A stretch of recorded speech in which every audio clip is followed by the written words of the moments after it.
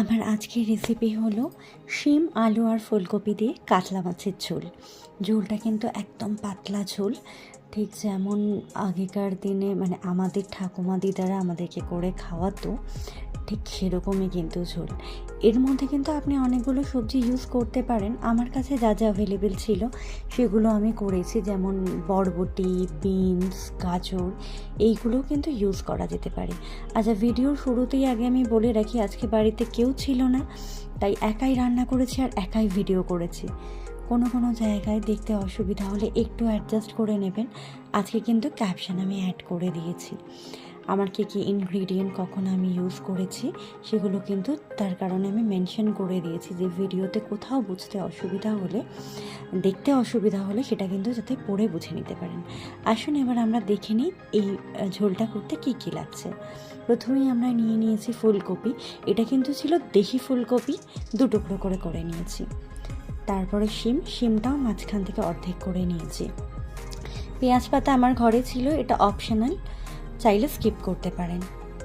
আর আছে আলুগুলো কিন্তু মাছের ঝোলে যেমন দেয় লম্বা লম্বা করে সুন্দর করে কেটে নিয়েছি। আমি এখানে 2টো আলু নিয়েছিলাম। আর নেব স্প্রিং অনিয়ন বলতে পারেন, কারণ পেঁয়াজ পাতার সাথে যেটুকু অ্যাটাচ ছিল ওই পেঁয়াজটা কিন্তু আমি নিয়ে নিয়েছি, এক্সট্রা কোনো পেঁয়াজ ইউজ করিনি। আর নিয়েছি টমেটো। এই সমস্ত সবজিগুলো আমি কিন্তু ধুয়ে কেটে নিয়েছিলাম, আপনারা কিন্তু কেটেও ধুয়ে নিতে পারেন। এবার চলে যাব কাতলা মাছে। এখানে বলে রাখি, আমার বাড়িতে কাতলা মাছ ছিল, তাই আমি কাতলা মাছ দিয়ে করেছি। কাতলা মাছের জায়গায় কিন্তু আপনারা যে কোনো জ্যান্ত মাছ ইউজ করতে পারেন, যে কোনো ধরনের চারা পোনা, বাটা মাছ বা শিঙ্গি, মাগুর, রুই, যে কোনো কিছু। এবার মাছগুলোর অ্যাকচুয়ালি মেকআপ হবে, লাইক নুন আর হলুদ কিন্তু ভালো করে মাখিয়ে নেব। আর উল্টো দিকে আমি কিন্তু কড়া গরম হতে বসিয়ে দিয়েছিলাম, কড়াই সর্ষের তেল দিয়ে রেখেছি।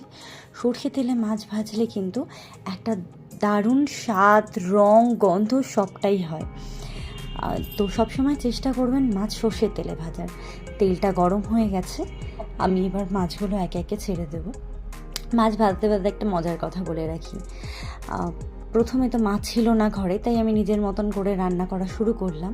তো আমার রান্নার মাঝখানে কিন্তু মা চলে এলো। মা বলছে, কী করছিস? আমি বললাম ফুলকপি আলু দিয়ে কাতলা মাছের ঝোল করছি।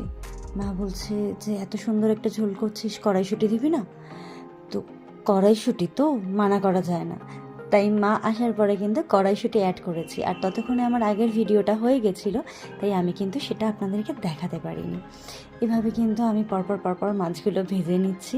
সব মাছ ভাজা কমপ্লিট হয়ে গেলে আমরা একটা পেস্ট তৈরি করে নেব। আদা, পেঁয়াজ কুচি আর কাঁচা লঙ্কা দিয়ে একটা কিন্তু আমরা তরকারির জন্য একটা বাটা মশলা তৈরি করে নেব। এর সাথে আরও কিছু লাগবে, সেগুলো আমি দেখাচ্ছি। সেটা হলো, প্রথমেই লাগবে আমাদের জোয়ান, গোলমরিচ, সাদা জিরে এবং মৌরি। এই 4টে জিনিস কিন্তু আমরা বেটে নেব। যে কোনো জ্যান্ত মাছের ঝোলে এই মশলা বাটা যদি আপনি দেন, স্বাদটা জাস্ট অসাধারণ লাগে। তো এগুলো সব বেটে নেব। আর ওদিকে মাছ ভাজা হতে হতে আমি কিন্তু আর একটা গ্যাসে ফুলকপিগুলো সেদ্ধ করে নিয়েছি। ফুলকপিটা মোটামুটি 5-7 মিনিট সেদ্ধ করে নিয়েছিলাম, ফুলকপি, টমেটো। এবারে নিয়েছি ফোড়নের জন্য তেজপাতা, সাদা জিরে, কাঁচা লঙ্কা। তেল গরম হয়ে গেছে, একে একে তেজপাতা, কাঁচা লঙ্কা, সাদা জিরে সবটা আমরা দিয়ে দেব।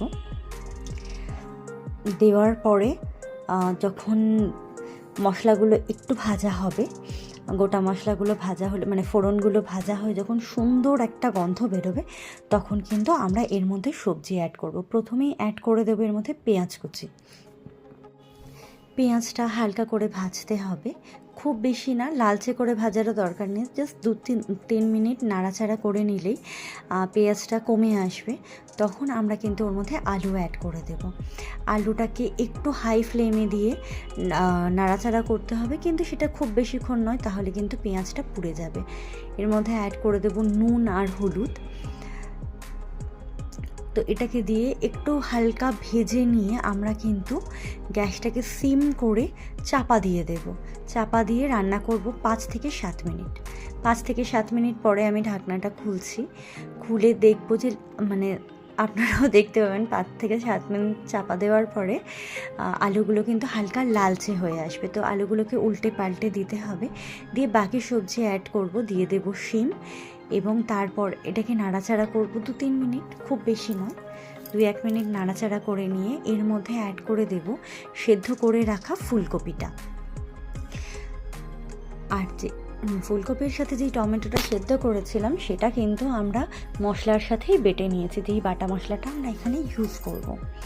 তো এইভাবে নাড়াচাড়া করে 2 মিনিট আমি কিন্তু আবার চাপা দিয়ে রেখে দেবো 5 মিনিট। 5 মিনিট পরে ঢাকনাটা খুললে দেখা যাবে সবজিটা একটু কমে এসেছে এবং হালকা ভাজা ভাজা মতো হয়ে এসেছে। আর দেখে নিতে হবে সবজিটা যদি হালকা সেদ্ধ হয়ে আসে, মানে 50% যদি সেদ্ধ হয়ে যায়, এর মধ্যে অ্যাড করে দেব কড়াইশুঁটি এবং পেঁয়াজ পাতা। কড়াইশুঁটিটা পরে অ্যাড করছি, কেন শীতের নতুন মানে একদম টাটকা কড়াইশুঁটি আগে থেকে দিলে কিন্তু গলে যেত। এটা বাটা মশলা অ্যাড করার আগেই জাস্ট দিয়েছি, হালকা ভাজা হতেই আমরা এর মধ্যে কিন্তু অ্যাড করে দেবো সেই বাটা মশলাটা যেটা আমরা বানিয়ে রেখেছিলাম, দিয়ে তারপরে নাড়াচাড়া করব। কড়াইশুঁটি বেশি আগে দিলে কিন্তু গলে যাবে। এই মশলাটা দিয়ে গ্যাসটা মিডিয়াম হাইতে দিয়ে বেশ 2-3 মিনিট নাড়াচাড়া করতে হবে। এটা কিন্তু সেভাবে কষানোর দরকার নেই, এটা মোটামুটি জলটা টেনে গেলেই আমরা এর মধ্যে জল অ্যাড করে দেবো। আমি কিন্তু এখানে গরম জল অ্যাড করেছি, যে কোনো তরকারিতে ঝোল করার জন্য আপনারা যদি গরম জল অ্যাড করেন তাহলে কিন্তু তরকারির স্বাদটা অন্যরকম হয়। আর যদি কোনো উপায় না থাকে তাহলে ঠান্ডা জল করবেন, আর কী করা যাবে, টেস্টটা একটু তো এদিক ওদিক হবে।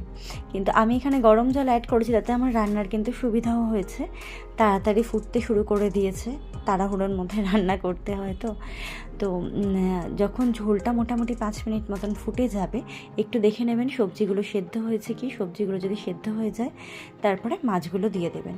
আমি পরপর মাছগুলো দিয়ে দিয়েছি, দিয়ে বেশ 4 থেকে 5 মিনিট কিন্তু ফুটিয়ে নেব, কেন এটা বড় কাতলা মাছ ছিল তো, বেশিক্ষণ না ফুটলে মাছটা কাঁচা কাঁচা লাগবে, সেদ্ধ হবে না। মাছটা সেদ্ধ হয়ে এলে আমরা ওপর দিয়ে ধনেপাতা ছড়িয়ে দেব। ধনেপাতা ছড়িয়ে আমি মোটামুটি 2 মিনিট হাই ফ্লেম এটাকে ফুটিয়ে নিয়েছিলাম। ব্যাস, তারপরেই রেডি আমাদের শিম আলু ফুলকপি দিয়ে কাতলা মাছের ঝোল। দেখুন কেমন লাগছে। আমি কিন্তু এবার এটা একটা থালার মধ্যে অল্প করে ঢেলে নিচ্ছি, যতটা কিনা আমাদের আজকে লাঞ্চে লাগবে। তো বাকিটা আবার আমি রেখে দেব ডিনারের জন্য। তো দুপুরের আন্দাজ মতো মাছগুলো আমি তুলে নিলাম। এটা হচ্ছে ফাইনাল লুক। কেমন লাগছে দেখে বলুন, বাড়িতে ট্রাই করবেন। ভালো লাগলে আমার চ্যানেলটাকে লাইক, কমেন্ট, সাবস্ক্রাইব করবেন, সবার সাথে শেয়ার করবেন, আর অবশ্যই রেসিপিগুলো বাড়িতে ট্রাই করবেন। যারা রান্না একেবারেই করতে জানেন না, এগুলো কিন্তু খুব সিম্পল রান্না, ঘরে করবেন। আর কোথাও কোনো অসুবিধা হলে আমাকে ডেফিনেটলি কমেন্ট করবেন, আমি কিন্তু গাইড করে দেবো। যেখানে যার অসুবিধা হবে আমি কিন্তু শিখিয়ে দেবো। আজকের মতো এখানেই টাটা, সবাই ভালো থাকবেন।